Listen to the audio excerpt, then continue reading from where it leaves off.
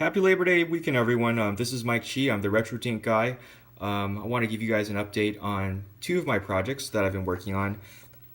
The RetroTINK Ultimate, which has been a long time waiting, and the RetroTINK 2X, which is a very simple but hopefully effective line doubler. I'll talk about this in the other video, which I'll link. For this video, I want to talk a bit about the RetroTINK Ultimate. Now, a lot of you guys have asked where things stand, and I know it's taken a long time, but I finally got around to making a prototype, and it's pretty cool. It starts like the RGB model. It starts with a 24-bit video D to A converter, and from there it has a video buffer to drive VGA outputs, as well as a transcoder to drive component outputs. So you can use both of these at the same time. Now, I also have a footprint for a SCART connector, but honestly, it's pretty ugly. It's about this big, and it's bigger than just about everything else. Honestly, I'm thinking about just ditching it and putting a little switch so that if you needed composite sync as a separate line, you could switch between horizontal vertical sync 5-volt TTL to 1-volt composite sync inserted on the horizontal sync pin on the VGA connector. That way you can use a simple passive VGA to SCART adapter for those of you who really need SCART. And I think overall it would be a much cleaner device. I think it'll look a lot better and you won't really lose any functionality. Now you might ask what the main improvement with this device is, and to be honest, if you guys already have a RetroTINK C or a RetroTINK S, the video quality is exactly the same. It's very nice. There isn't really a noticeable improvement there. So if you have an S or C, don't feel left out. You already have a great device. This is really for people who wanted to use RGB and component at the same time.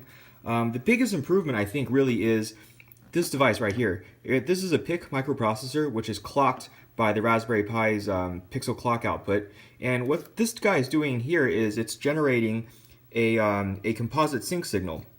Normally what people have been doing, and what the old RetroTINKs did, is it generated composite sync by taking the XNOR of the horizontal and vertical sync signals. So to generate composite sync from the two separate syncs, all that does is during the vertical sync period, it inverts the phase of the horizontal signal, so you have a longer negative going pulse, and that triggers the vertical sync in your monitor. The problem is, by using an XNOR gate to do a simple inversion, you cause a phase shift in the horizontal sync signal, and on some very high-end monitors that causes the auto frequency control PLL to lose lock, and it can cause a screen to tear. So this microprocessor has code to generate the correct timing from the separate signals, so theoretically that should be a bit better, and that's really the biggest improvement with this device.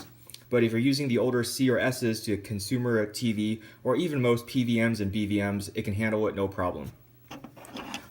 So let's switch over to some videos and see this device in action. Take a look at the sync generation. So right now I've got the old RetroTINK hooked up. Like I said earlier, it's using the XNOR gate inversion method for composite sync generation. Everything looks good. Of course, during the active picture area, on most screens you don't see the problem, but let's take a look. Let's turn on the horizontal and vertical delays. Okay, there you go. You can see the horizontal sync starts here.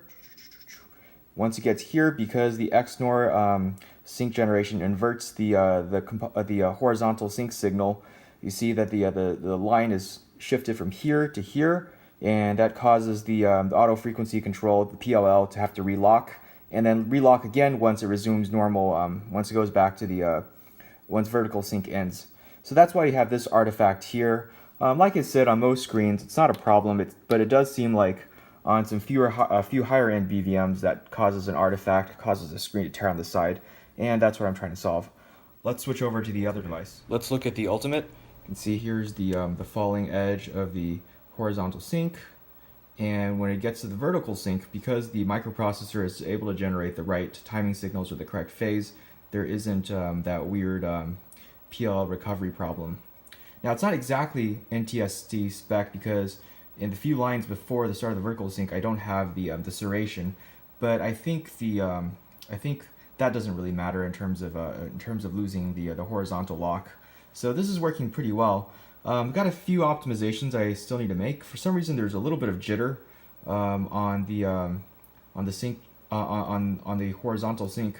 which is causing this wavy pattern. I'm not sure where that's from actually. It's surprising because the PIC microprocessor is clocked by the pixel clock from the Raspberry Pi, so I have to hunt that down, but I'm sure it should be an easy fix.